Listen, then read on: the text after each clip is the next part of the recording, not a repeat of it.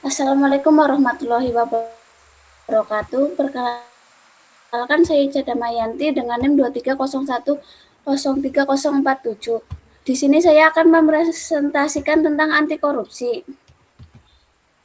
Pengertian anti korupsi. Korupsi adalah tindakan penyalahgunaan kekuasaan atau wewenang yang dimiliki seseorang untuk kepentingan pribadi atau kelompok tertentu dengan mengorbankan kepentingan umum. Korupsi seringkali melibatkan penyuapan, penggelapan dana, atau praktik curang lainnya yang merugikan negara atau masyarakat. Untuk pengertian anti korupsi, upaya atau tindakan yang dilakukan untuk mencegah, melawan, dan memberantas korupsi. Untuk yang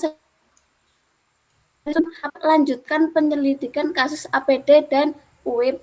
Pada koran ini membahas perkembangan penyelidikan yang dilakukan oleh Komisi Pemberantasan Korupsi atau KPK terhadap dugaan korupsi pada 2 kasus besar, yaitu penggandaan alat pelindung diri atau APD dan pemberian izin usaha pertambangan atau UIP. Pada kasus APD berhubungan dengan pengadaan barang di sektor kesehatan yang melibatkan dana besar, terutama saat pandemi COVID-19. Pengadaan APD menjadi perhatian karena ada indikasi kerugian negara. Untuk kasus selanjutnya itu berkaitan dengan pemberian izin pertambangan yang diduga tidak sesuai prosedur sehingga menimbulkan potensi penyalahgunaan wewenang dan aliran dana ilegal. Untuk solusi kasus tersebut yang pertama yaitu pentingnya transparansi dalam pengadaan barang atau jasa. Dugaan korupsi pada pengadaan APD menunjukkan lemahnya sistem pengadaan yang transparan dan akuntabel. Pengadaan barang atau jasa seharusnya digunakan untuk kepentingan publik justru menjadi ajang penyimpangan. Untuk solusinya yaitu memastikan pengadaan barang dilakukan secara terbuka melalui sistem procurement. Dan untuk kedua yaitu reformasi perizinan untuk menghindari penyalahgunaan wewenang.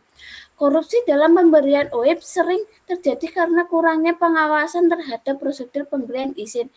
Ini menimbulkan kerugian lingkungan dan ekonomi. Solusinya yaitu mengadopsi teknologi berbasis blockchain untuk memonitor semua izin yang diberikan. Untuk yang ketiga yaitu mendorong budaya integritas. Kasus ini mencerminkan rendahnya kesadaran akan pentingnya integritas di dalam kalangan pejabat. Budaya korupsi harus dilawan dengan membangun kesadaran masyarakat dan aparatur negara tentang pentingnya kejujuran. Untuk solusinya yaitu menyelenggarakan pendidikan anti korupsi sejak dini di sekolahan dan kampus. Sekian dari saya. Wassalamualaikum warahmatullahi wabarakatuh. Wis dai.